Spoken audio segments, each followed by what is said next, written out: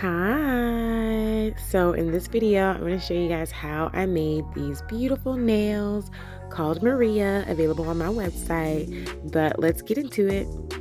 So I'm going to start with these already prepped nails, and I'm going to be using this Beetle's nail polish, well, gel polish, and you can see the number there. But I'm also going to be putting this in the description box, all my products that I used. So go ahead and check the link in the description box if you're interested in anything. But I'm going to go ahead and start with 2 coats of this polish, and then I'm going to apply a matte top coat. I always apply a matte top coat when I'm doing any sort of artwork on the nails because I don't want to mess up the polish that I already have going on, and it's just easier to work on a matte surface in my opinion. And now I'm going, I know it's kind of funny that I'm using a bottle cap, but I'm using a bottle cap to put my nail polish on. And I'm just placing dots on where I want my lines to go. And then I'm using a long liner brush. I don't remember off the top of my head like what length it is, but again, it'll be in the description box. I'm using a liner brush to go ahead and make my lines. And then I'm using my D&D French tip polish to go ahead and fill that in. And I'm just putting V-tips on all of these nails. Well, not all of the nails, but most of the nails for this design.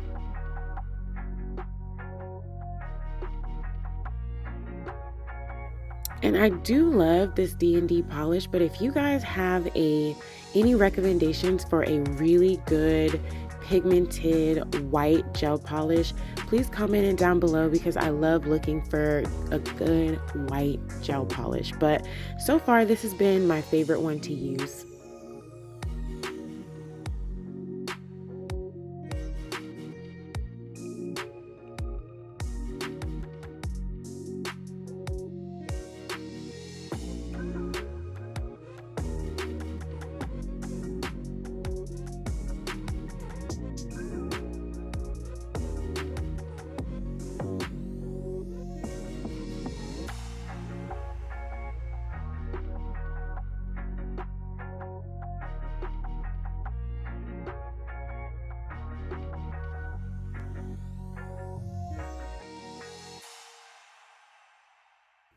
Okay, so now again, like I do some wild stuff to get these nails done.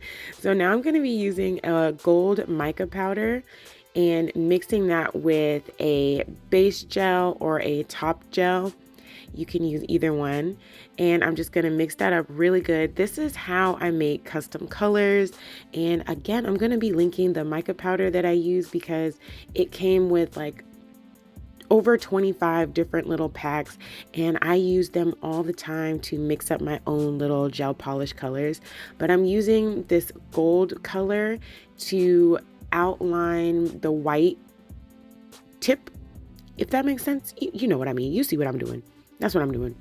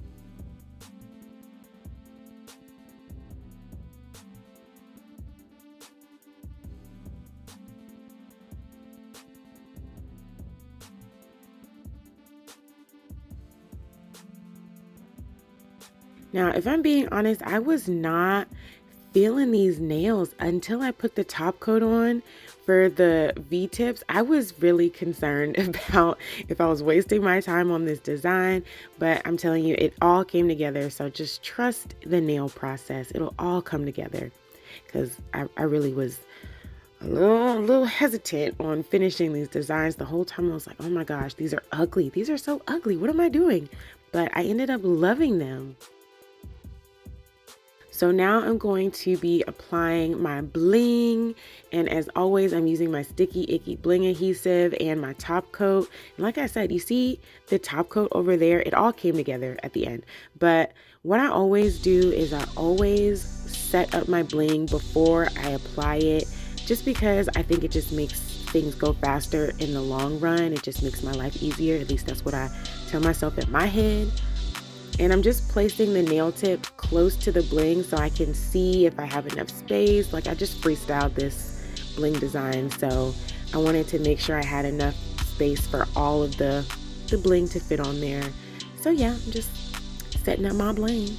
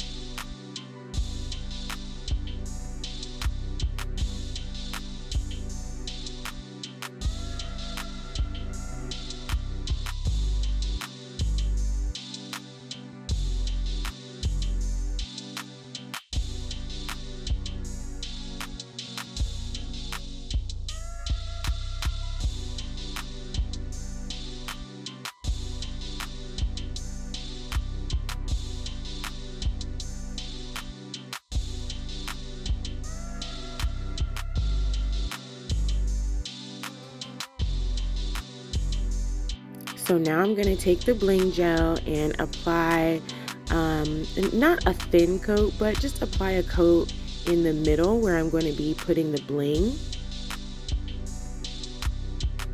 A nice amount. It's not too thick, it's not too thin. It's a nice smooth amount for that bling to sit in, and it's just gonna snatch it down.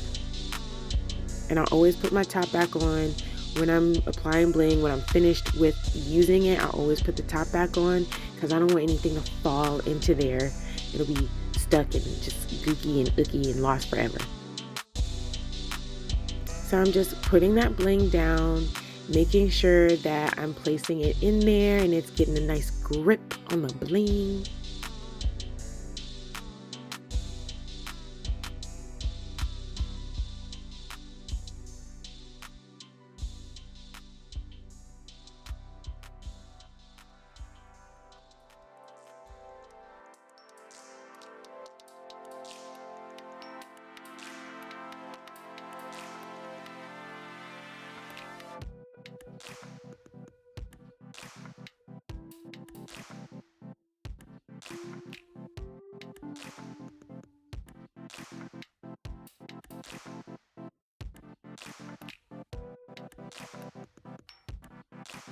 So now, because I want it to be extra, I'm putting in some caviar beads. I got these caviar beads in like a big jar with a bunch of different colors from Michaels.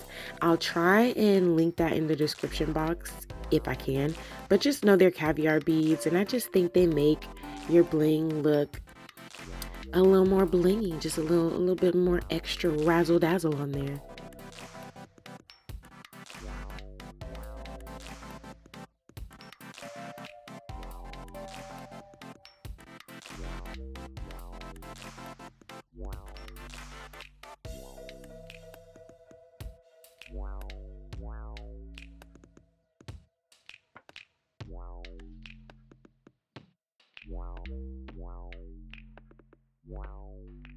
Okay, so once I'm finished putting all the bling and the caviar beads, I did cure that. So everything's in place, and now I'm going to apply my top coat on the side so it doesn't look, crazy, like I just have bling gel just sticking out. And once you apply the top coat, any of the bling gel kind of just blends into it, so you really can't tell. It looks really, really gorgeous.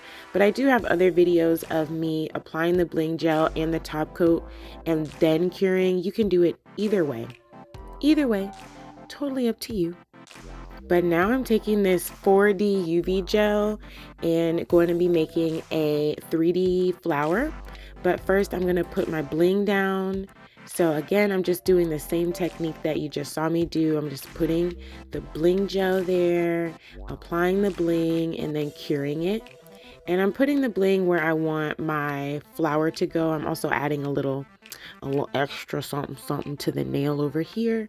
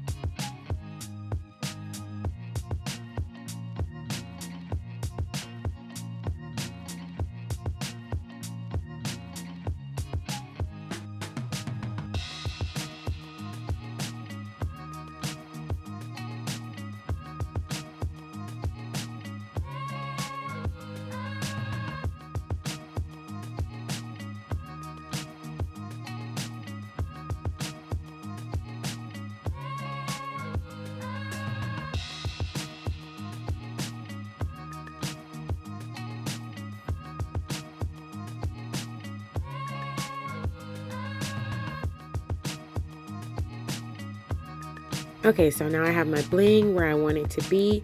Now I'm going to take this 4D UV gel, and if you guys have not used this for 3D work, I highly, highly, highly recommend it because it's like a clay, and you can mold it and do whatever you want to it until you get what you're trying to do perfectly.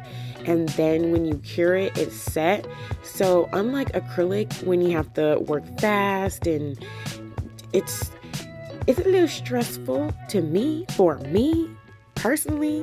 I find this so much easier because you are able to work at your own speed, and if you don't like something, you can just take it out, try again, and do that over and over and over again until you get exactly what you're looking for. So of course, this is linked in the description box, and I'm using this little silicone tool to shape my petals. I just roll it up into a ball, get the amount that I need, roll it into a ball, place it on the nail, and then I shape it in the shape of a petal. And yeah, I just repeat this in a flower, half a flower shape around the bling. I hope that makes sense. So I'm just using this end of my bling snatcher, getting a little ball, forming the little ball between my fingers and placing it where I want it to be. See, I didn't like that piece. That's the beauty of this product. You can just use it at your own speed, do your own thing, and get it exactly how you want it before it cures. It's amazing. It's an amazing little find. If you do not know about it, go ahead and try it out. And I'm just using that 3D tool to make the shape of a petal. And you can see me, like, again, I'm not perfect. I make mistakes, and this allows me to correct my mistakes without having to worry of trying to go fast before it cures or sets or anything like that. I can work at my own speed.